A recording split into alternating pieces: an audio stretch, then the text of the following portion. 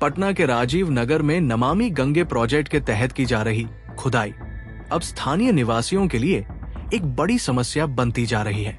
इस परियोजना का उद्देश्य शहर को स्वच्छ और प्रदूषण मुक्त बनाना था, लेकिन संबंधित एजेंसियों और ठेकेदारों की लापरवाही से ये अब लोगों के लिए मुसीबत बन गई है।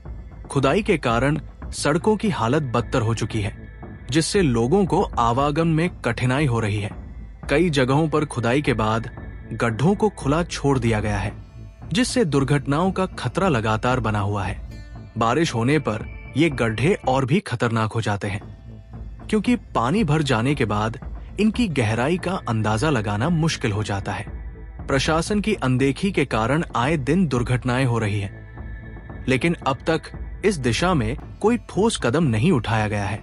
मंगलवार को इसी लापरवाही का दर्दनाक परिणाम सामने आया, जब एक ई रिक्शा 20 फीट गहरे गड्ढे में गिर गई। इस हादसे में रिक्शे में बैठा एक मासूम बच्चा गंभीर रूप से घायल हो गया। प्रत्यक्षदर्शियों के अनुसार सड़क पर चल रहे वाहनों को इस गड्ढे की कोई जानकारी नहीं थी, क्योंकि वहां कोई संकेतक या बैरिकेडिंग नहीं थी। रिक्शा चालक को भी इस गड्ढे के बारे में जानकारी नहीं थी और अचानक सड़क धंसने के कारण रिक्शा सीधा गहरे गड्ढे में गिर गया। हादसे के बाद मौके पर अफरातफरी मच गई। स्थानीय लोगों ने तुरंत बच्चे को बाहर निकाला और उसे अस्पताल पहुंचाया। डॉक्टरों के अनुसार बच्चे को गंभीर चोटें आई हैं और उसकी हालत नाजुक बनी हुई है। इस घटना के बाद स्थानीय निवासियों में भारी आक्रोश है।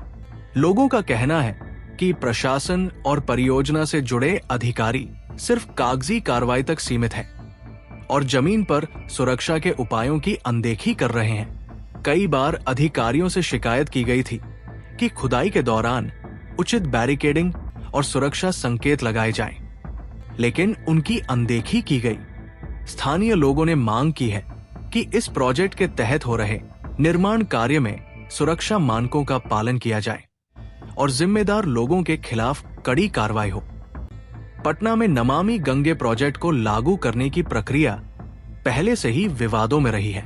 कार्य की धीमी गति, लापरवाही और खराब प्रबंधन के कारण ये योजना लोगों के लिए मुसीबत बन गई है। सड़कें खुदी पड़ी है, धूल और कीचड़ से लोगों का जीना मुश्किल हो गया है और अब तो हादसों का सिलसिला भी शुरू हो गया है। यदि जल्द ही प्रशासन इस ओर ध्यान नहीं देता तो आने वाले दिनों में और भी गंभीर दुर्घटनाएं हो सकती हैं।